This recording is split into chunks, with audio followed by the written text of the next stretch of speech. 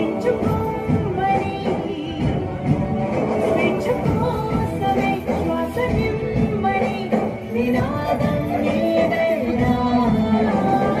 ఒక బిందు వల్లే జనులను ఒక చోట చేర్చి సముద్రం వల్లే మార్చి